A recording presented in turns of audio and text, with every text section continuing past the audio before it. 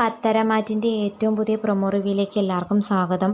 ആദർശ് പറയുന്നു, ഇവൾ ഡിസൈനർ അല്ലെങ്കിൽ കൂടി എൻ്റെ ഭാര്യ സ്ഥാനത്തു നിന്നും മാറ്റാനൊന്നും പറ്റില്ല. കാരണം ഇവളെപ്പോലെ എന്നെ അറിഞ്ഞ, ഈ കുടുംബത്തെ അറിഞ്ഞ ഒരു പെണ്ണിനെ കിട്ടാൻ ഭയങ്കര ബുദ്ധിമുട്ടാണെന്ന് പറയുന്നു.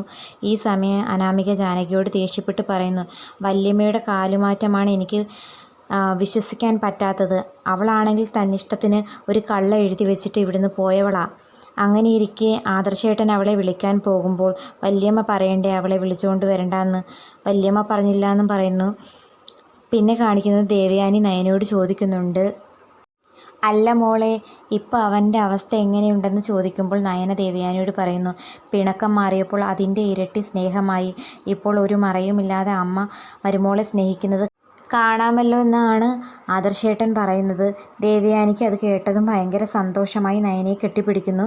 പിന്നെ കാണിക്കുന്നത് ആദർശ് നയനയോട് പറയുന്നു, അമ്മയും നീയും ഒന്നാവാൻ വേണ്ടി ഞാൻ കുറേ ക്ഷേത്രത്തിൽ നേർന്നിട്ടുണ്ട്. അതൊക്കെ നിങ്ങൾ രണ്ടുപേരും ചേർന്ന് ചെയ്യണമെന്ന് പറയുന്നതും കാണിച്ചുകൊണ്ടാണ് ഇന്നത്തെ പ്രൊമോ അവസാനിക്കുന്നത്.